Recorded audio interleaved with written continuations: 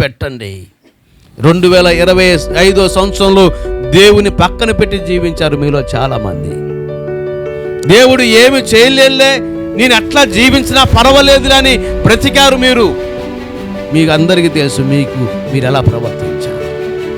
దేవుడు నన్ను ఏం చేయలేదులే, నేను ఆయన సన్నిధి మానివేసినా నా సొంత పనిలో నేను తిరిగి మళ్ళా వచ్చి ప్రభువా క్షమించు అంటే ఆయన క్షమించే పెద్ద దయా హృదయం కలిగిన వాడు అనుకొని దాన్ని చులకనగా తీసుకున్నావు. దానిని దేవుని బిడ్డలారా ఆశ్రయగా తీసుకొని ప్రవర్తించుచూ వచ్చావు.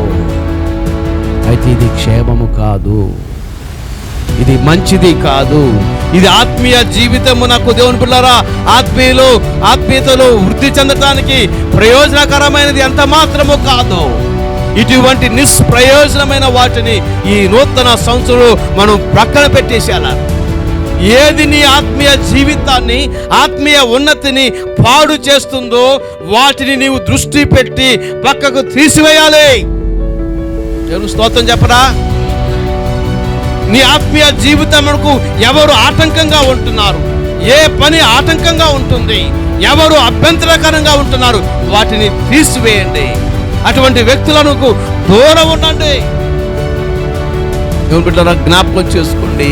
ఒక భక్తుడు అన్నాడు, యోనాతాను దావీదుని ఎంతో ప్రేమించాడు. అవునంటారా కాదంటారా? తన తండ్రి తప్పు చేస్తున్నాడని యోనాతానుకి తెలుసు. మన తల్లిదండ్రులు తప్పు చేస్తే పిల్లలు దాన్ని ఒప్పనే సపోర్ట్ చేస్తారు. మనకున్నటువంటి పిచ్చి అది. అట్లాగే పిల్లలు తప్పు చేస్తే మా వాళ్ళు తప్పు చేయరు అని సమర్థించే తల్లిదండ్రులు ఉన్నారు. యోనాతాను ఇప్పుడు అలా చేయలేదు. దావీదుకి గొప్ప సపోర్ట్ చేశాడు. నా తండ్రి నిన్ను చంపాలని చూస్తున్నాడని చెప్పాడు. దావీదు తప్పించుకోవడానికి సహాయం. అంత ప్రాణ స్నేహితులు. అప్పుడు తప్పుగా చెప్పాలి. అది నువ్వు చేసినా పర్లేదు, ఎవరు పక్క వాళ్ళు చేసినా, సొంత తల్లిదండ్రులు చేసినా, ఎవరు పిల్లలు చేసినా తప్పే. నువ్వు సమర్థిస్తే కుదరదు. దేవుని దృష్టిలో తప్పే. మన పిల్లలని మనం వెనకేసుకొని వస్తుంటాం. పిల్లలు మా తల్లిదండ్రులు అంటారని వీరు వెనకేసుకొని వస్తారు. వాస్తవం ఏంటో దేవునికి తెలుసు. మనకు వాస్తవం తెలిసినప్పుడు దాన్ని ఖండించగలగాలి. దేవునికి స్తోత్రం. అయితే యోనాతాను తెలుసు సౌలు తన తండ్రి చేయుచున్నదంతా తప్పని. ఈ యొక్క ఇశ్రాయేలు దేశానికి తర్వాత కాబోయే రాజు నేను కాదు దావీదే అని యోనాతానుకు తెలుసు. కానీ బాధాకరమైన విషయం ఏంటంటే యోనాతాను సౌలును విడిచిపెట్టలేదు. అర్థం చేసుకోండి.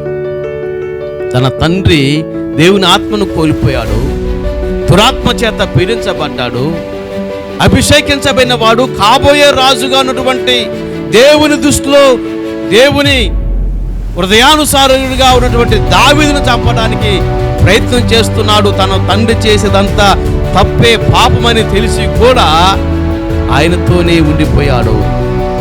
ఒకవేళ యోనాతాను కనుక తన తండ్రిని విడిచిపెట్టి దావీదుతో ఉంటే జీవితం ఎలా ఉండేదో, తండ్రితో పాటు యుద్ధంలో మరణించవచ్చు.